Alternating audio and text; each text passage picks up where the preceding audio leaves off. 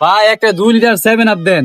রাখ তোর 7 আপ, তোর 2 দিন ধরে বিচ্ছেদাছি, তুই আমার দোকানের বাকি টাকা দেস নাকি? আরে এখন তুই টাকা দিয়ে যাবি? আরে ভাই দাঁড়ান, তো চিল্লায়েন না, আমি আপনার বাকি টাকা এই মুহূর্তে এখন দিয়ে যাবো, কিন্তু একটা শর্ত আছে। কি শর্ত কদেহি? ভাই শর্ত হইলো আমি আপনার 3টা প্রশ্ন করবো, আর আপনি যদি আমার প্রশ্নের উত্তর দিতে পারেন তাইলে আমি আপনার টাকা এই মুহূর্তে এখন দিব, কিন্তু যদি আপনি আমার প্রশ্নের উত্তর না দিতে পারেন তাইলে আপনি আমার বাকি সব টাকা মাফ করে দিবেন, আর আমি এখন যে সদাই নিমু ওইটাও আপনি আমার ফ্রিতে দিবেন। আচ্ছা ঠিক আছে, প্রশ্ন কর। আচ্ছা ঠিক আছে ভাই, প্রশ্ন নাম্বার 1, ডিম কে দেয়? আরে বেটা, এটা কোনো প্রশ্ন হইলো? ডিম তো মুরগিয়ে দেয়। আচ্ছা ঠিক আছে ভাই, প্রশ্ন নাম্বার 2, দুধ কে দেয়?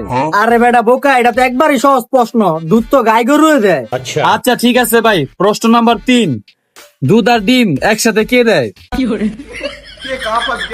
হ্যাঁ, এই তো ভাই আপনি পারেন নাই কা, এখন আপনি আমার বাকির সব টাকা মাফ করে দিবেন, ঠিক আছে?